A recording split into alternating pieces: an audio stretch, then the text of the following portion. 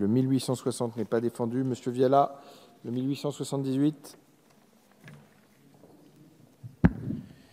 Merci, Monsieur le Président. Monsieur le Ministre, effectivement, l'an dernier, lors du projet de loi de finances, nous avons été un certain nombre à défendre le point de vue que supprimer cette fiscalité réduite sur le gazole non routier présentait un impact massif pour les entreprises, les TPE, PME du secteur du bâtiment et des travaux publics de nos territoires, mais aussi, bien sûr, pour les collectivités et l'ensemble de leurs clients, parce que, à n'en pas douter, elles seront obligées de répercuter le surcoût que va engendrer la mesure.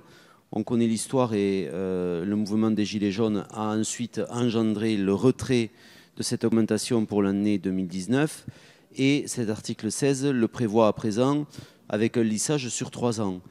Beaucoup de mes collègues se sont déjà exprimés. On peut comprendre l'intention du gouvernement de verdir le mix énergétique de notre pays et de faire en sorte qu'on aille vers l'utilisation d'autres sources d'énergie que les énergies fossiles. Le problème, c'est que j'avais déjà posé cette question ici il y a 1 an.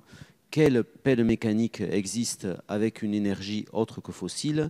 Quel camion existe avec une énergie autre que fossile? Quel concasseur existe avec une énergie autre que fossile?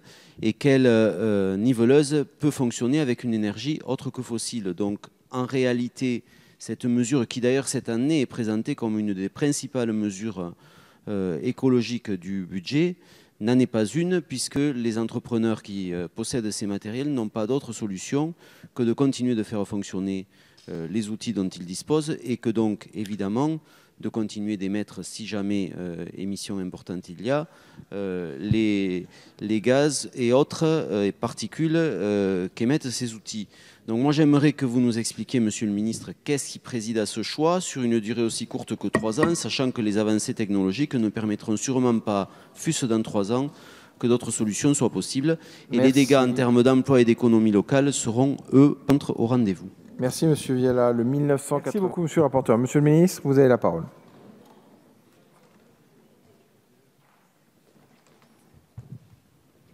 Avis défavorable également sur ces amendements, mais je mesure l'importance de ces changements sur le gazole non routier et sur la suppression du tarif réduit de TICPE. Et nous avons révisé notre copie. Et je pense qu'il faudra l'humilité de le reconnaître. Ce que nous avions proposé il y a un peu plus d'1 an était trop brutal pour les entreprises et on ne leur donnait pas les moyens de s'adapter.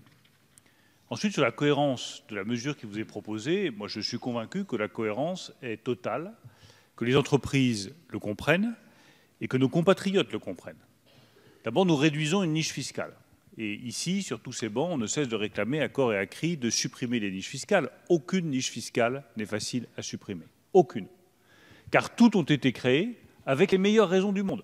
Il n'y a pas de niche fiscale qui est tombée comme ça de je ne sais trop quel imaginaire stellaire qui serait arrivé là par hasard. Chacune répond à une nécessité économique et à un raisonnement économique qui parfois est fondé.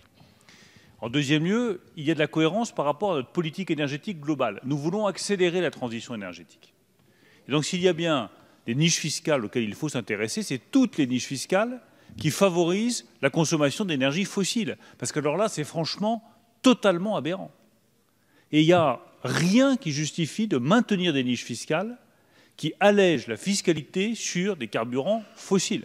Ou alors, autant dire qu'on ne veut pas faire la transition énergétique et on ne veut pas lutter contre le réchauffement climatique. Je pense vraiment que ça doit être une des lignes de force de toutes nos politiques publiques. Et d'ailleurs, ça vaudra aussi, j'aurai l'occasion d'en parler demain, sur la question des garanties que le Trésor apporte à certains projets industriels d'exportation. Il faut s'assurer que ça ne favorise pas le développement d'énergies fossiles et les émissions de CO2. Et le dernier point pour qu'une suppression de niche fiscale soit réussie, c'est qu'il faut de la concertation. On ne l'avait pas suffisamment faite, on l'a fait cette fois-ci. J'ai passé beaucoup de temps avec tous les entrepreneurs concernés pour que cette suppression se fasse progressivement et avec des compensations. Progressivement, ça veut dire qu'elle se fera en 3 ans et pas en 1 an. Progressivement, ça veut dire que nous avons accédé à la demande des entrepreneurs, qu'elle ne s'applique pas dès le 1er janvier 2020, mais au 1er juillet 2020, pour laisser 6 mois supplémentaires aux entrepreneurs pour s'adapter. Avec des compensations, ça veut dire d'abord que nous avons prévu qu'un certain nombre de secteurs soient exclus. Je pense en particulier, la question m'a été posée, au secteur de la pêche qui n'est pas concerné. La pêche a le droit à carburant très spécifique, des pompes très spécifiques. C'est d'ailleurs le secteur, à ma connaissance, qui ne fait pas l'objet d'une exonération et d'un remboursement ultérieur, mais directement à la pompe, qui fait l'objet d'une exonération totale de TICPE, ce qui est pour les pêcheurs une condition même de leur survie. Les secteurs ferroviaires, les secteurs fluviaux ne seront pas touchés non plus par cette mesure. S'agissant des compensations, nous avons prévu d'abord une répercussion de l'impact sur les contrats en cours lorsqu'ils ne comportent pas de clause de révision, avec une clause générale de révision des contrats, ce qui permet à tous les entrepreneurs, notamment les plus petits entrepreneurs, de répercuter le coût de cette mesure, ce qui protégera les petites entreprises du secteur. C'était la demande principale du secteur du bâtiment.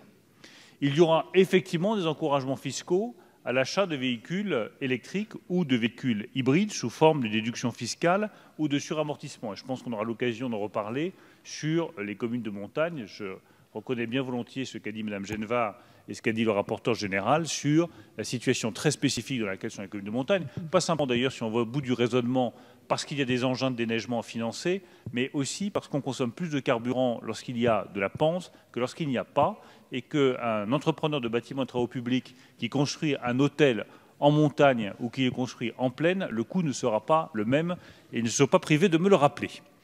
Nous avons également prévu de rendre les travaux de maintenance lourde de réseaux éligibles au FCTVA. C'était une demande de longue date des entrepreneurs. Nous avons prévu une hausse des avances de trésorerie pour les marchés publics des grandes collectivités de 5 à 10%, mesure qui sera prise par décret. Donc pour la trésorerie des entreprises, c'est très important.